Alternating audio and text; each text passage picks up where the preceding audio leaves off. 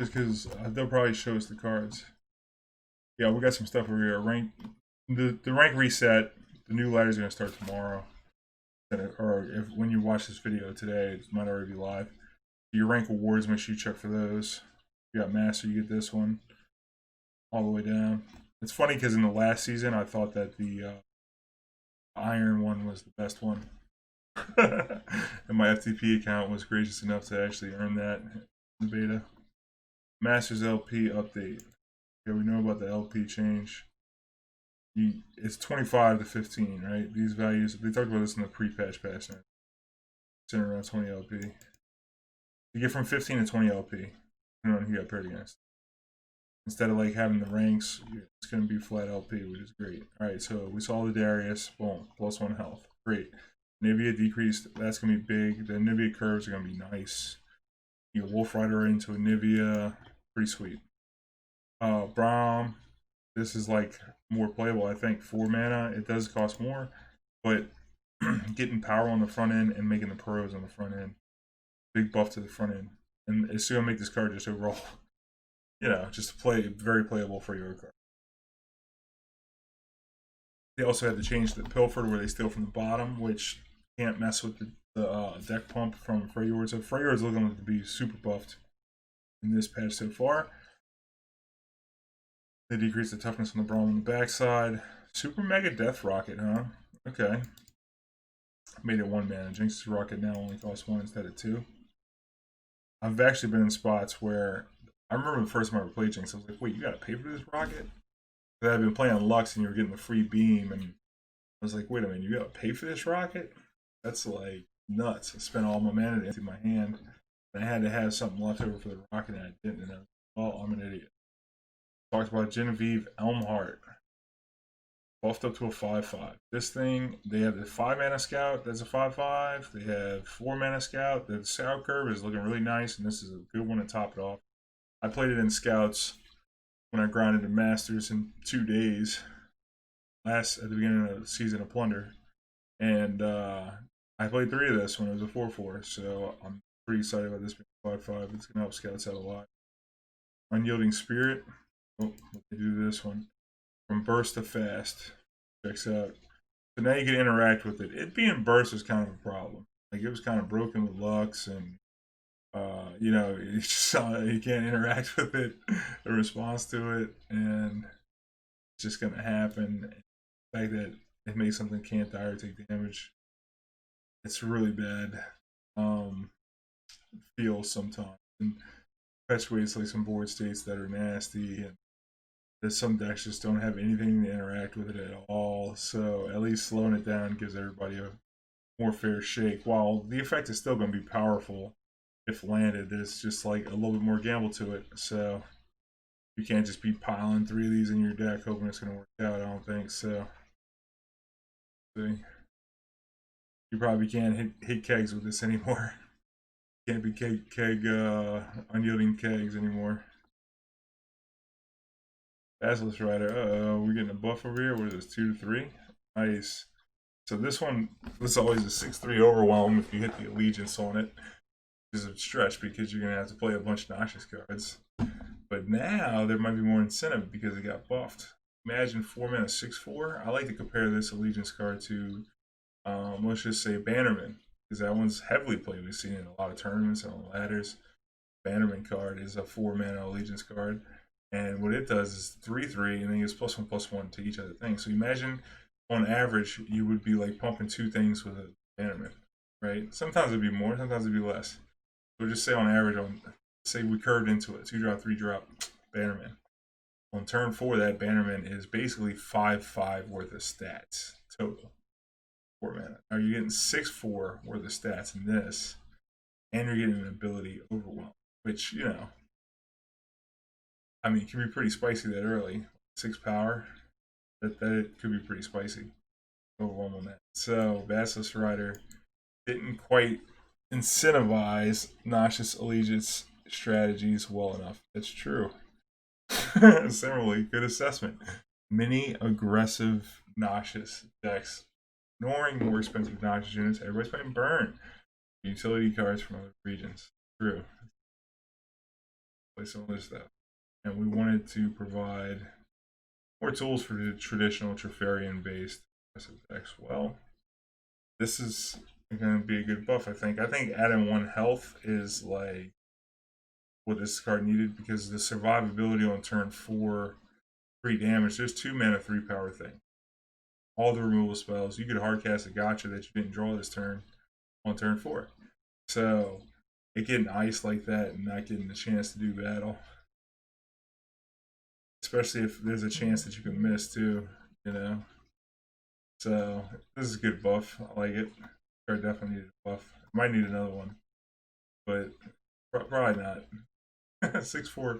Like I said, compare it. If you compare the stat straight of the Bannerman, that just makes sense, right? Captain Farron. Okay, old text, play, transform. Yeah, turn your hand into decimates. Cool. If you got a hand, this is always what I said. I said, well, if you got a hand, this guy's pretty.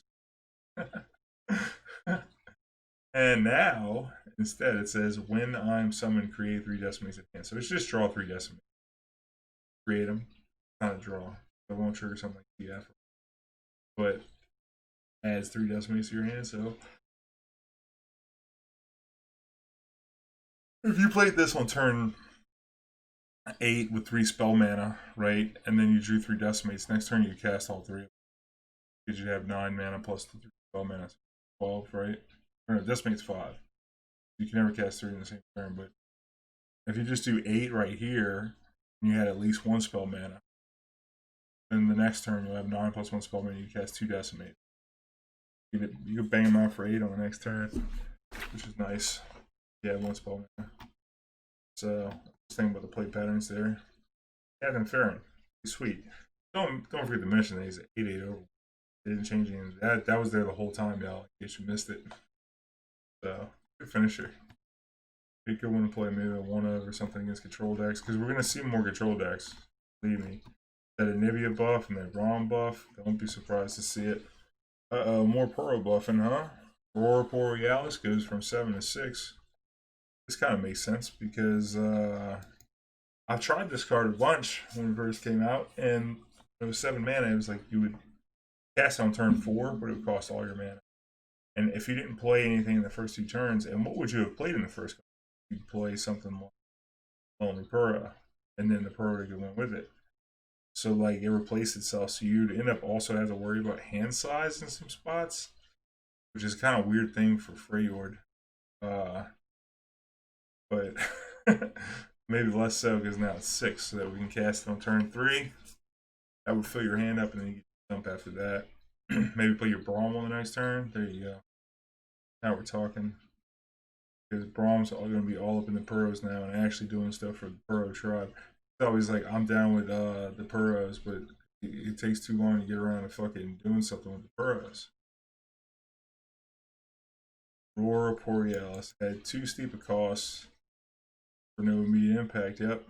So we're moving it down in cost to allow it to be without falling. So nice. Might have to just do it, y'all. We're gonna have to build the Puro deck. Rayor's big buffs. Look at this. Oh shit! Look, Puro Herder's getting some too. 2 mana now. 2/3. Was it before? It was a 4/5. No, it was a 4/3. Cost 4/2. Power 3 down to 2. 4 down to 3. So it was a 3/4. That's right. I remember. On 4. When I'm summoned, draw 2 Puros if you have a Puro ally. Okay, what to do now? When summon, draw a Puro. If you so instead of drawing 2, you draw 1, and it costs half as much. You get half as many Puros. That checks out. Stats get almost pumped, knocked in half, right? Yeah, it's just -1, -1, huh? And -2, -1, -1, yeah, -1, -1. That's not bad. Our changes to Braum, we're adjusting Puro Herder to provide Puro decks a more appealing on-curve option. Yeah, you come with the Lonely Puro on 1, come with the Herder on 2, go get your Puro. Maybe get the Mighty on 3. Apply the snacks in there or something. That Braum is going to be something sick, yo. All these people that are skating out here, you got Anivia, you know, Make It Rain. Braum's about to show up and be like, well, what's up? I got this boost dash. I'm ready to party. party. Dude, you know Brahm's ready to party. If nobody else is ready to party, like Brahm's definitely ready to party. You got him. Where's he at? Brahm, let's see it. Look, this is Brahm. He's like, oh shit, party's tonight. And then he levels up and he's like, oh shit, we at the party. Bro, party. I mean, look at him. Hey, bro. That dude. Oh shit. Oh, look, they buffed the She Wonders generation. I don't know how super relevant that's going to be. Its ability is what it's really there for. 10 mana, 10/10. That's always been. But it obliterates everything with 4 or less power. In play and in hand. That's kind of big. Obliterate's cool because it, you know, no death effects, no nothing. Get it out of here. So, this card was pretty prominent in Alpha and Beta. Sure. Early Beta, ramp decks. We're probably going to see these ramp decks come back in a big way. She Wonders is might see her day in the sun. Got the regeneration. Maybe she's gonna wander right into the spotlight. Only gets followers, it doesn't get champions. Do remember that.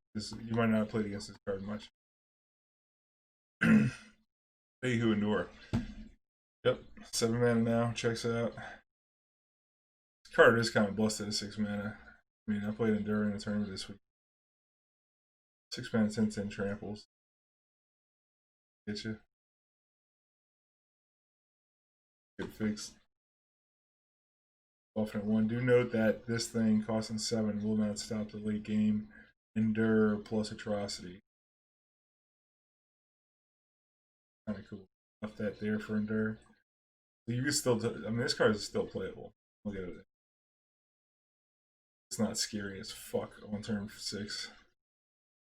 Sometimes I like milking. See, I'm fine with this. I don't look at this as being that savage of a nerf. Obviously, like, it is a nerf. There's no denying that.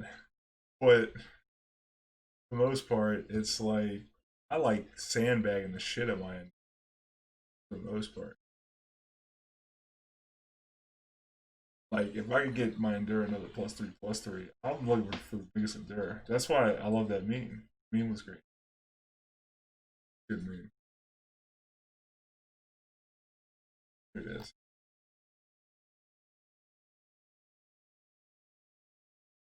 So good. If y'all got some memes, make sure you go on Twitter. Strength of Ren's old effect. Oh, we're skipping Ren Shadowblade. Oh, those are the 8-drop, right? That whenever they turn this shit into ephemeral, yeah. When the enemy summons a follower, granted ephemeral. Okay, cool. Cost from 8 to 4. Cut it in half. Alright, it's probably gonna get super nerfed effect. And its effect for 8. 6 to 3 power, so it's gonna be a 3/3 instead of 6. Okay. We're looking at a 4 mana 3/3. Strike. Create a Shadow Fiend. The Shadow Fiend's the little ephemeral guy. Here it is right here. 4/3. Oh, that's cool. Got quick attack too. Ooh. That one's pretty cool. You can pair that with some kind of damage. I love quick attack. Obviously, I play Draven. I mean, this might be cool to like. Might be good with Draven if you think about it, because whenever it connects the Shadow Blade, you might put this in the Kickaxe, or just like whatever. Like, because if you have Draven's axe, you can pitch the Shadow Fiends to the axe, or like, you know, you get some card disadvantage placed. Also, if you think about what's the one in that deck? Drawing a blank right now. What's the name of the damn card? Chad, help me. Where you give something challenge. You drop, I understand. I played it so much, and I can't remember the name of it. Oh shit, that's scary. Can't remember the name of the card. Oh, Sonic Wave. Yeah, okay, so Sonic Wave. You can Sonic Wave this, that quick attack, which is dope. Pretty dope. So, Might see the Draven into the Shadow Blade curve coming from yours truly here in a minute. Also, it says strike. So you might even see like a mid-range version of that deck. Like maybe you'll see like a Zed. Oh shit. You might see like a Zed. That Draven maybe will slide in a little Crimson package. Right? Right? The Draven. You actually just play the champs. I know there's the burn version, but this could be a more on board version. Playing more to the board position. I can see it. Because if you got that trio of quick attack units, it's gonna make like Sonic Wave really good. And then like this generates the Shadow Fiends that you can pitch the axes with Draven. That ain't bad. The axes are really sick with Zed if they have pumps. Challenge is great. Sonic Wave is great with all three quick attack units. Ooh, this guy down to 6 mana. 4/4 used to be a 6/6, right? Yeah, it used to be a 6/6. Mana 4/4. Everything got dropped by 2. When I'm targeted and survive, it used to be when I'm targeted. When I'm targeted and survive, draw 1. And it used to be elusive, right? No elusive. Oh. How I feel about this card. 6 mana 4/4 is just like not great stats, but if you it's Piltover. You had ways to buff it up. I guess maybe you play this with like Vault Breaker or something. You do like some Vault Breaker plays, although not as insane, given the fact that this thing doesn't have elusive anymore. Maybe play with Vault Breaker. That's just in Piltover alone. You could also pair it with things like Demacia. Don't be surprised to see it with things like Single Combat. You know, shields and stuff. You can put barriers on it. Keep it alive, draw more cards. Draven's Axe is nice because if you Draven it, you can draw cards off of that. So, makes up for the cards you discarded with the Axe. Not the most insane. Obviously, I got to shout my boy Draven because Draven's a big fan over here. But he's the truth. I'm gonna tell you. I'm gonna learn y'all all one day that Draven was the champ the whole time. The whole time, Draven was the one thugging it, and nobody knew it. There you go. Yep. I mean, you have to play stuff that complements the thing. He out here just solo thugging. But like, whenever he's with the right squad, you can't fuck with him. You know, think about athletes like just didn't make it. They weren't with them. So that's what we're talking about. Yeah, so Piltover, they got some pump. You can probably see it with Demacia. Maybe you'll see Piltover IO. Yeah, you can do some cool things with like Sonic Wave, like with this. Or so maybe you'll see Piltover Ionia doing some things. Maybe, you know, you might see it more. I still think the 6 mana 4/4 is just not like good enough to really be doing stuff, but you really got to give it some kind of weakness because like some really weak baseline stats. Because I mean, an effect like this can really have. And I'm sure there's some infinite combo that can go nuts with this. Like you probably do something like Vault Breaker. You throw this in that combo deck with the Vault Breaker.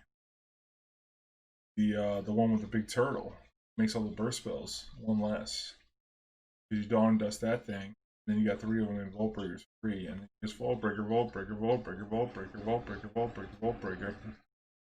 Draw all the cards and cast infinite Vault Breakers.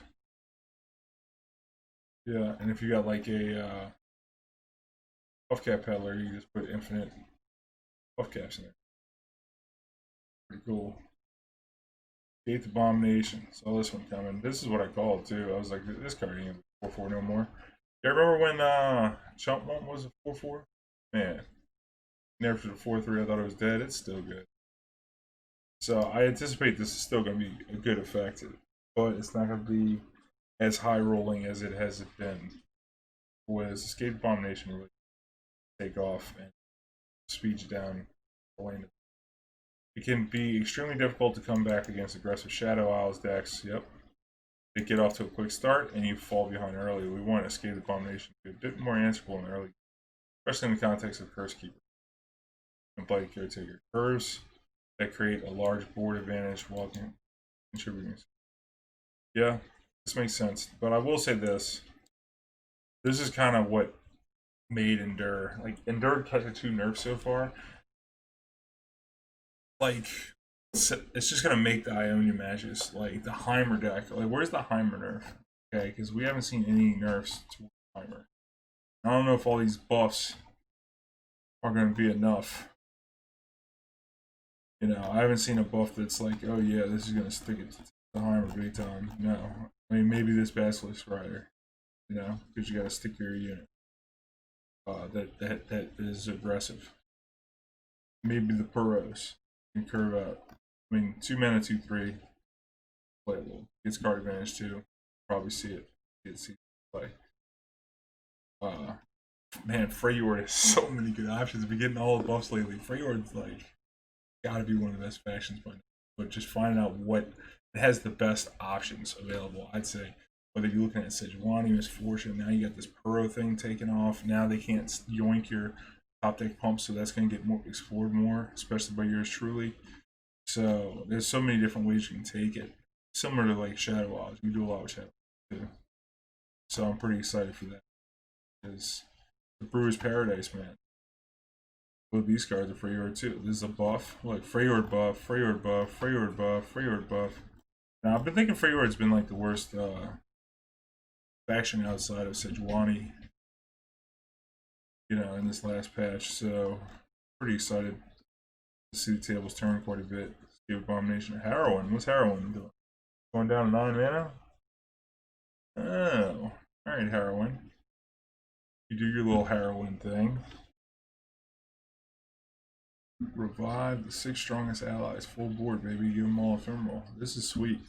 Because Heroin, with that Anivia buff too, and Rekindler, like, that's going to curve into a Heroin too, and you're just going to have a board full of Anivias. We're going to see.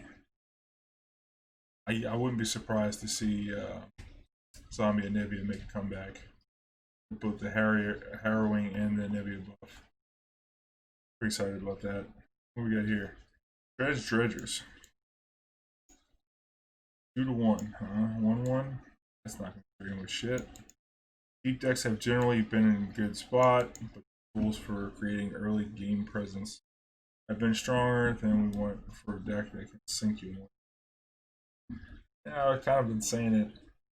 Like, you gotta get underneath deep, and that's hard to do. Some of the deep draws you just can't get underneath. Like, we're talking about Toad plus the Life Stealer on 3, and then if God forbid you get the 1 drop that trades with most people's 3 drops. It's something for sure. So I guess this is definitely necessary, and I get it, but you hate to see it. You know? It's like, that makes sense, but I don't mean I like it. Mind Meld. Oh yeah, this one needed a buff. What we got? 7 mana. Okay. Okay. Okay. All right. Okay. Okay. Right. I don't think this is gonna break anything, but you might see it top in some of these Attune aggro decks.